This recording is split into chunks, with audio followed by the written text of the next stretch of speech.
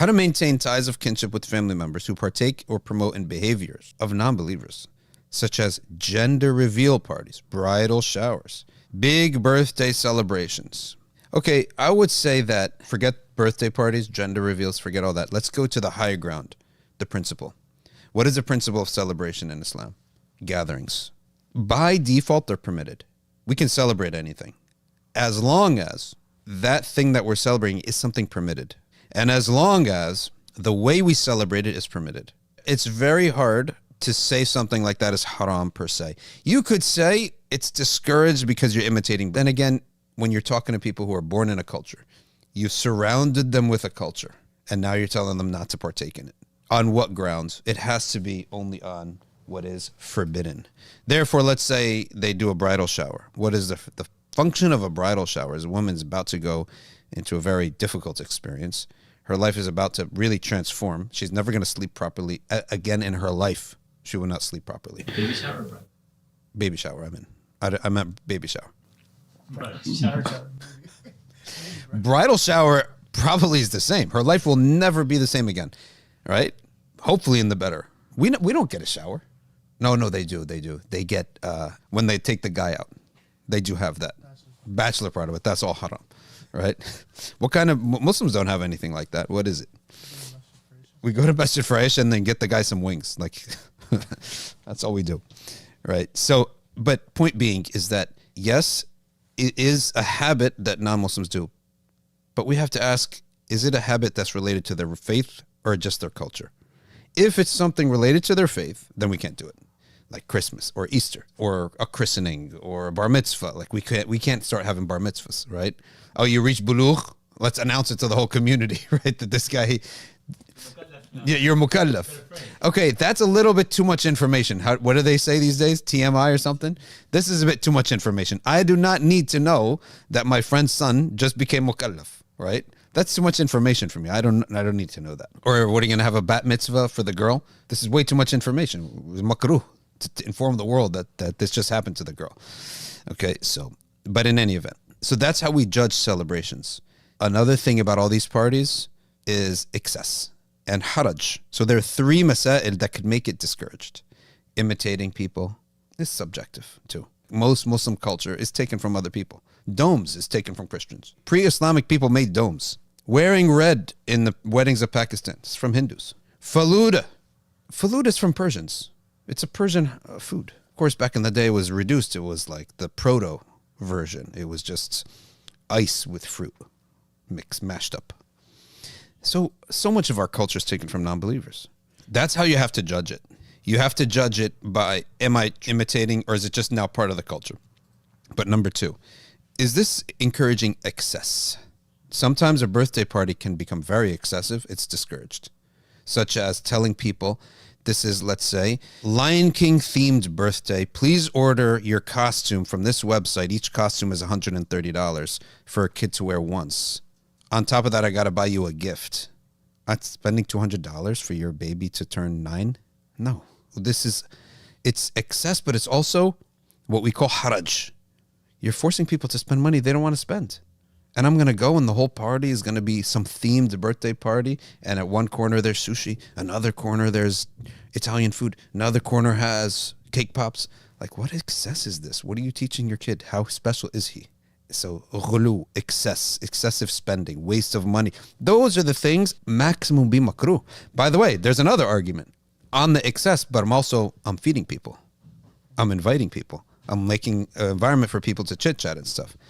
So then there's another part where, am I creating an example that not everybody can keep up and people will start comparing themselves? All of these are commonsensical sensitivities that our Sharia takes into account and may discourage making people feel bad. People can't keep up. People now feel pressured. They have to do the same for their kid. Now the kid goes home and says, Mom, I'm 12. You never made me a party like that. Are we poor? Or you don't love me? So those kinds of things are of common sense that we should take into account whenever we have these parties. So again, is it imitating non-believers or is it just now part of our culture? Is it promoting excess? Is it making people feel pressured to spend money they don't want to spend, or take time out of their day that they don't want to take time out? What if you got a lot of friends? They all have Emin parties. They all have general parties, dawats. They all have birthday. Now they're going to have birthday parties for all their kids.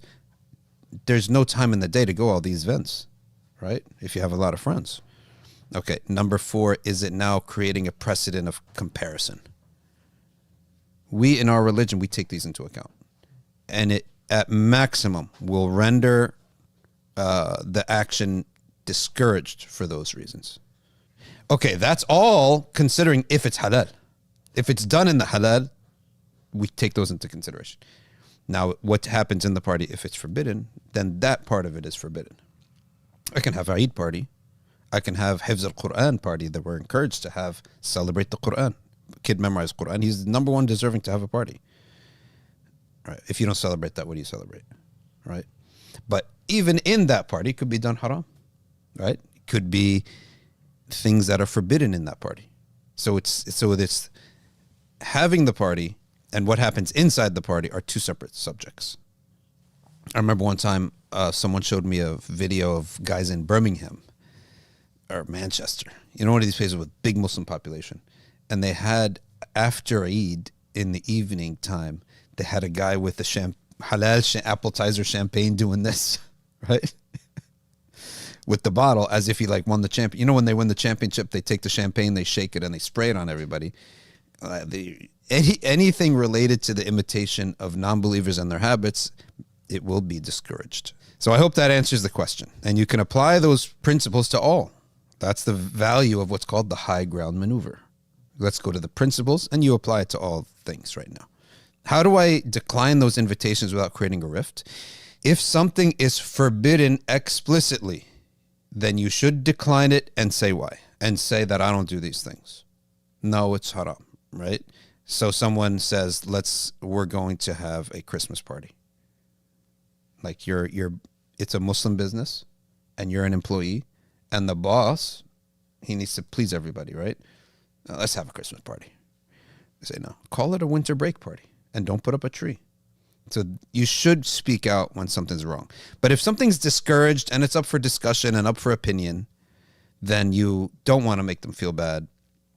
It's not clear cut that that's something forbidden. It's something you disagree with, something that's discouraged. And you simply can say, Wallahi, I'd love to be with you. That's a fact. I want to be able to be happy with you guys. Nothing wrong with that. But I got another appointment. So that's what you say. I'm booked. Again, if it's a matter of discussion and discouraged levels of discouragement or even halal, be nice about it. Say a nice word as the Quran say. قُلْ لَهُمْ قَوْلًا مَيْسُورًا, and then stay away. If you believe that it's discouraged and it's setting a bad precedent. Or you could start a live stream, and then anything that you don't like in the community, you could put it on blast in general, right? And then your friends get the message that you're not into these things. Because I always find it awkward. A good friend of you invites you to something. I'm not into that, right? Or is going down a route that's no good. But I want to preserve the friendship. So if you become an imam and you give the khutbah, a couple months later, you give a khutbah about it. He would not feel that it's about him, right? But it applies to everybody. And now the whole community knows, well, at least we know, don't invite Shadee to that. He's not going to be into it. Alhamdulillah. And they'll stop doing it too.